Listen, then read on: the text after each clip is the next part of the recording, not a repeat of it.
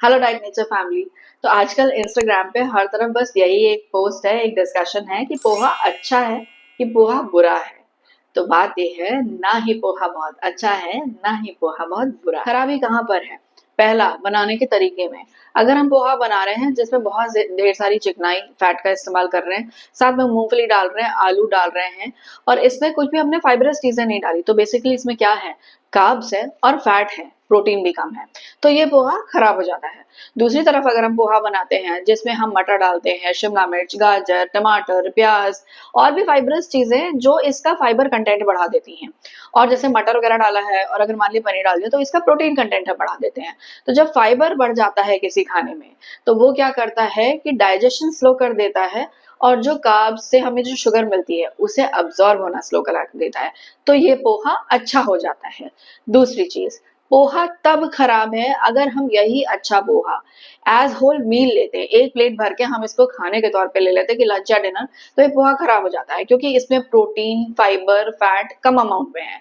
वही अगर हम इसी पोहे को सही अमाउंट में लेके एक छोटी कटोरी, उसके साथ एक ग्लास मट्ठा, लस्सी या फिर उसके साथ मिल्क या फिर किसी तरह का मिल्क शेक, ड्राई फ्रूट वगैरह यूज करके अगर हम ये लेते हैं, तो हम इस पोहे के साथ अच्छे अमाउंट में प्रोटीन, फाइबर, फैट ले रहे हैं, तो ये पोहा अच्छा हो जाता है। तो कोई भी चीज, एब्सोल्युटली कोई भी फूड ना खराब है ना अच्छा है।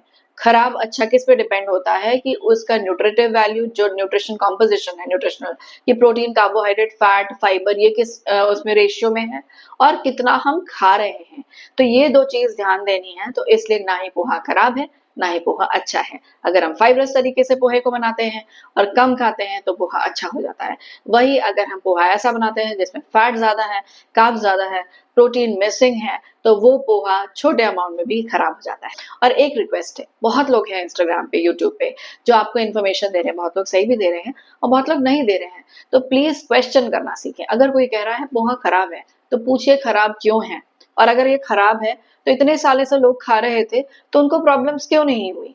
क्वेश्चन करना सीखिए। अगर कोई चीज कहता है कि नहीं ये तो सुपर फूड है, बहुत अच्छा है, तो वहां पर भी क्वेश्चन करिए कि ये बहुत अच्छा क्यों है, इसमें ऐसा क्या है जो हमारे लिए अच्छा है।